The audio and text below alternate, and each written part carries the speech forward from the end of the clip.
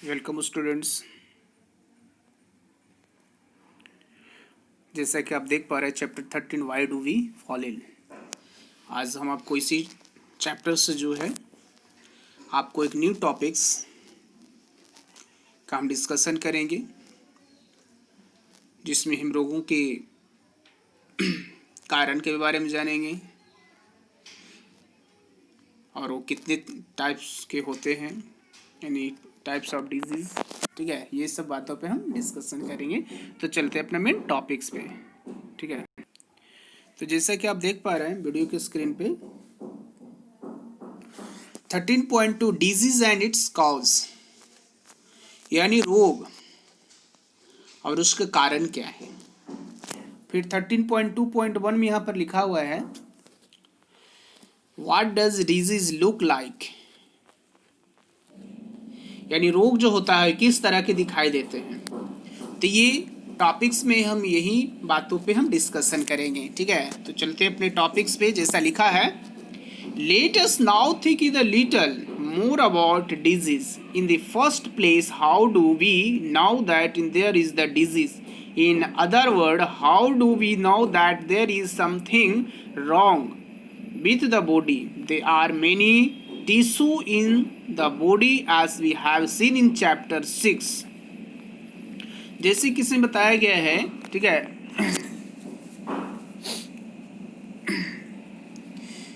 कि let us now think little more about disease. रोगों के विषय में और अधिक सोचना है, जानना है, तो हम कुछ और टॉपिकों पे बात करेंगे। पहले यह कि हमें ये कैसे पता चलता है कि हमें कोई रोग है। हमें कैसे पता चलता है कि हमें कोई रोग है, अर्थात कैसे पता चलता है कि शरीर में कुछ प्रॉब्लम्स हैं।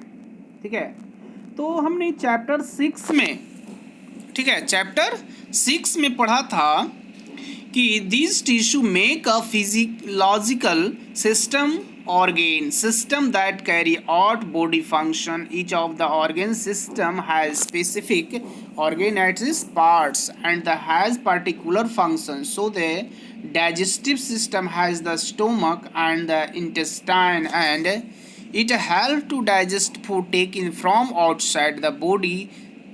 ठीक है, जैसे कि हमने चैप्टर 6 में आपको पढ़ाया था टिश्यू में, ठीक है, कि हमारे शरीर में अनेक टिश्यू होते हैं। ये टिश्यू हमारे शरीर के जो है फंक्शन और वर्किंग के लिए कुछ सिस्टम अथवा सिस्टम को बनाते हैं, जो बॉडी के विभिन्न वर्कों को संपादित करते हैं। और प्रत्येक ऑर्गन्स में जो है विशेष ऑर्गन होते हैं, ठीक है, जिनके विशेष फंक्शन भी होते हैं। ठीक है, जैसे कि यहाँ बोला गया है for the examples digestive system.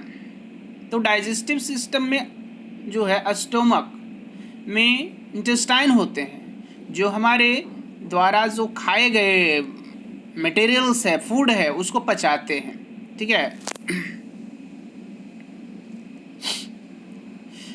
उसके बाद यहाँ पर देखिए जैसे कि लिखा है the musculoskeletal system, which is the made of the bone and muscles, holds the body part together and help in the body move. जैसे इसमें ये भी बता दिया गया है, ठीक है, कि जो मसल्स होते हैं और जो बोन्स होते हैं उससे बना जो स्केलेटल सिस्टम होती है, कंकाल तंत्र जिसको कहते हैं, हमारे बॉडी को जो है संभालता है और बॉडी को जो है मूवमेंट करवाता है। ठीक है, नेक्स्ट यहां से होगा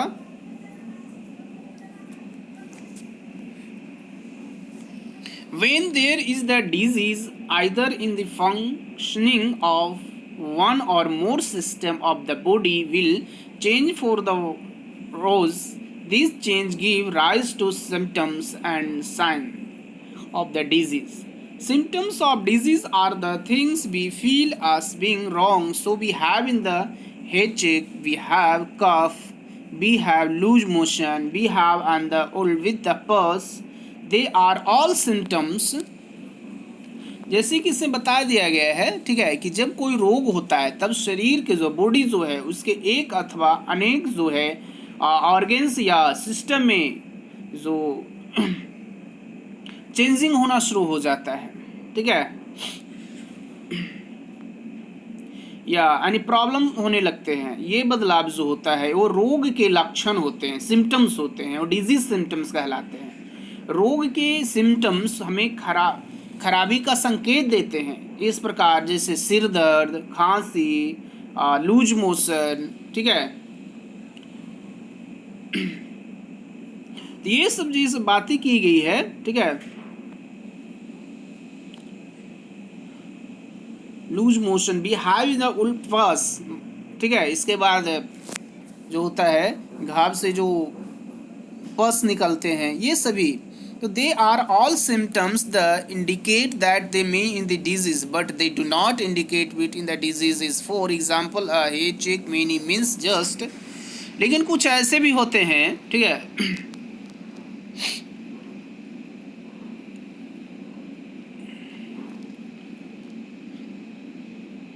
लेकिन इसमें से कुछ नहीं भी पता चलता है। जैसे कि कोई वैसे भी रोग होते हैं जो पता नहीं चलता है। फॉर द एग्जाम्पल लिखा है कि सिर दर्द का कारण, ठीक है, सिर दर्द को कोई देख सकता है क्या? नहीं देख सकता है।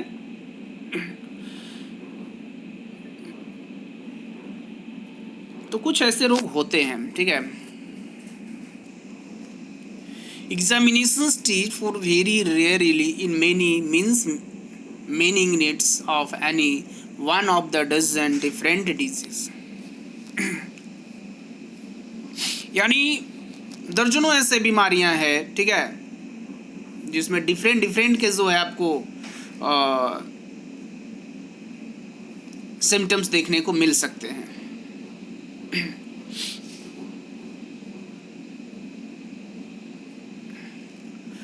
Sign of disease are what physician will look for on the basis of the symptoms and will have the little more definite indication of the presence of the particular disease. Physicians will also get laboratory tests done in the pin out in the disease further। रोग के जो symptoms के अलावा science जो होते हैं, तो रोगों के साइन के वे हैं जिन्हें फिजिशियंस जो हैं उन्हें लक्षणों के कारण, ठीक है, जो उनके लक्षण होते हैं उसके आधार पर उसका टेस्ट करते हैं और वो लक्षण को किसी विशेष रोग के बारे में सुनिश्चित संकेत देते हैं। और फिजिशियन रोग के सही कारण को जानने के लिए जो है लेबोरेटरी में कुछ एक्सपेरिमेंट भी करते हैं, ठीक है, कुछ परीक्षण भी करवा देते हैं, जैसे कि बहुत सारे हम सभी जानते हैं, ठीक है। जैसा कि आप देख पा रहे हैं, नेक्स्ट टॉपिक हमारे पास है 13.2.2 एक्यूट एंड क्रॉनिक डिजीज। हम इस टॉपिक्स पे भी डिस्कशन करेंगे।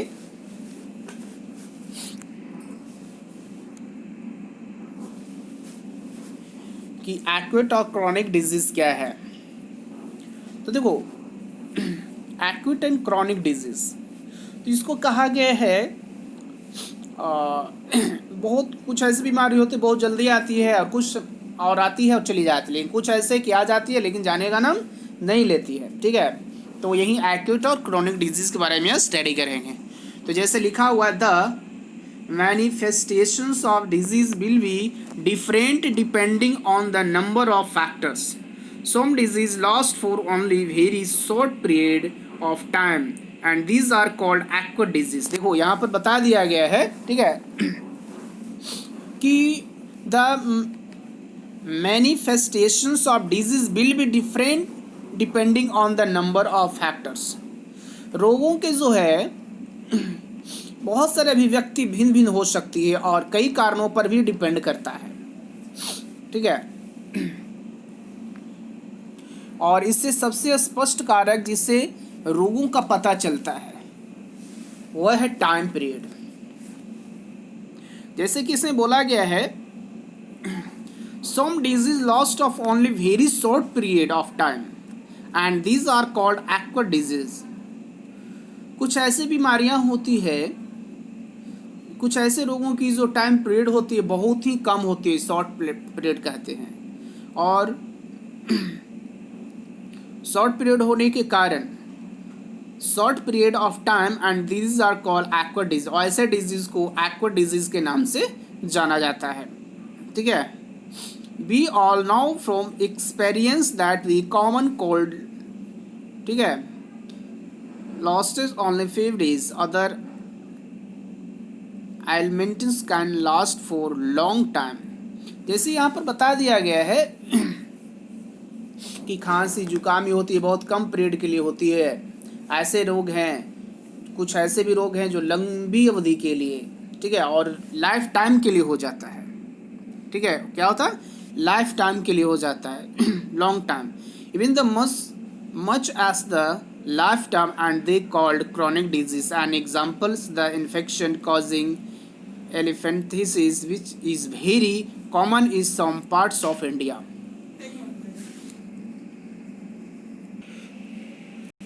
जैसे बताया गया, लंबी टाइम पीरियड अथवा जीवन के लाइफ टाइम के लिए होते हैं, ऐसे रोगों को कहा जाता है आपका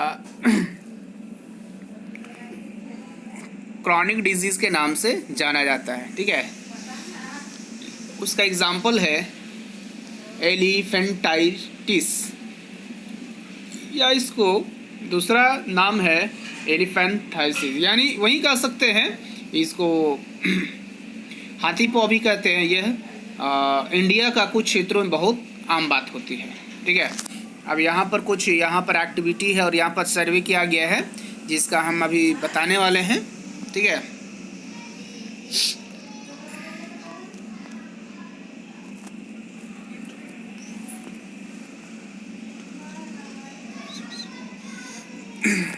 तो चलिए ये हम छोड़ देते हैं, आप खुद स्टडी कर लीजिएगा। ठीक है, उसके बाद हम बात करते हैं, नेक्स्ट टॉपिक हमारे पास है, और this topic name of chronic disease and poor health. ठीक है, chronic disease and poor health, point है 13.2.3। ठीक है,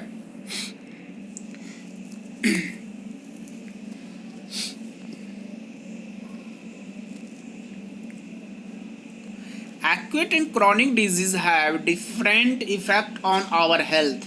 Any disease that cause poor functioning of some part of the body will affect of the health, our health. This is because of the function of the body are necessary for being healthy.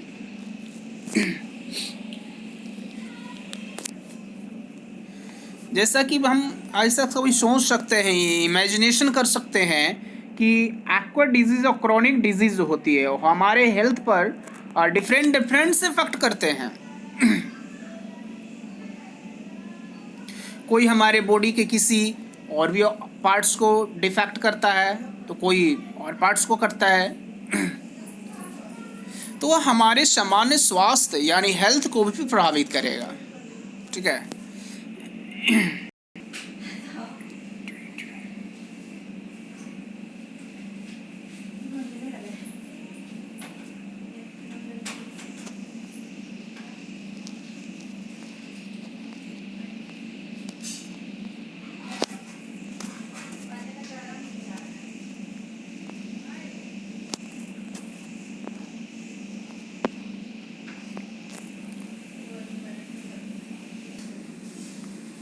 जैसा कि आप topic देख पा रहे हैं, cause of disease. ठीक है, what cause disease, when we think about cause of disease we must remember that there are many levels of such cause. Let us look at an example. If there is baby suffering from loose motions, we can say that in the cause of the loose motion is probably an infection. But the next question is, where did in the infection come from? Suppose we find that in the infection come from through unclean drinking water, but many babies must have had this unclean drinking water. So why is it that one baby developed loose motions and the other babies did not? जैसे कि यहाँ पर बताया रोग के क्या कारण हो सकते हैं, ठीक है, तो इसका हमने भी जस्ट बताया। लेकिन जो है जब हम रोग के कारण के विषय में सोचते हैं, क्या करते हैं, सोचते हैं, तो तब हमें ये याद रखना चाहिए कि इस कारण के बहुत सारे लेवल्स हो सकते हैं। जैसे कि यदि कोई एक छोटा बच्चा पतला दस्त जिसको लूज मोशन कहते हैं, अगर वह इफेक्ट है तो वह कह सकते हैं कि उसका कारण वायरस है, इन्फेक्शन है, इसीलिए रोग का तत्कालिक कारण वायरस हो सकता है। लेकिन नेक्स्ट क्वेश्चन आ सकता है कि वायरस कहाँ से आता है, ठीक है, वायरस जो है कहाँ से आता है, ठीक है, तो वायरस कहाँ से आता है। तो मान लो कि हमें पता है कि वायरस दूषित जो ठीक है, जो खराब पानी होता है वो पीने से आता है। लेकिन अब बच्चों ने ये भी तो दूषित जल पिया है, तो इसका क्या कारण हो सकता है कि एक बच्चे को दस्त लगा दूसरा को नहीं लगा, ठीक है। तो इस पे हम नेक्स्ट टॉपिक पे हम डिस्कशन करेंगे। ये हमारा नेक्स्ट पैरा है, पैराग्राफ से। One reason might in that this baby is not healthy as the result in might be more likely to have disease when exposed to risk, whereas health babies will not. Why is the baby not healthy? Perhaps because it does not be nourished and does not get enough food. So lack of good nourishment become the second cause of disease. Whether why is the baby not be nourished and perhaps because it from is the household with the poor.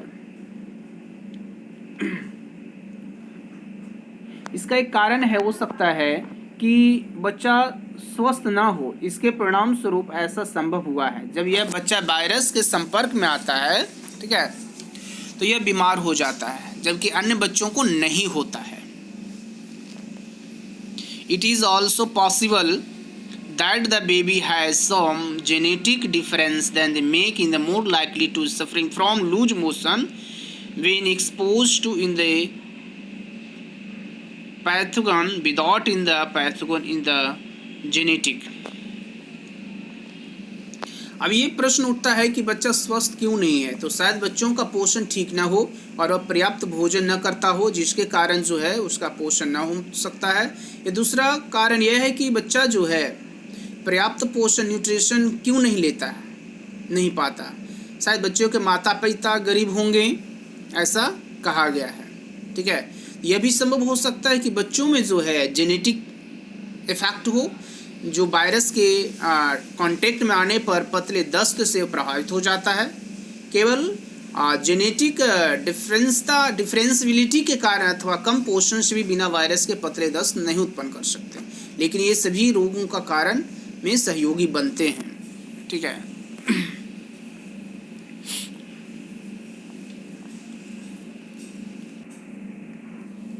Difference or the poor nourishment alone will not lead to loose motion, but they do become contributory cause of this disease. Why was there no clean drinking water for the baby? Perhaps becoming the public service or poor wherein the baby's family lives. So poverty of lack in the public service become third cause of baby is the disease. It will now be the obvious that in the disease will have the immediate cause and contributory cause. Also must disease will have many cause rather than one single cause.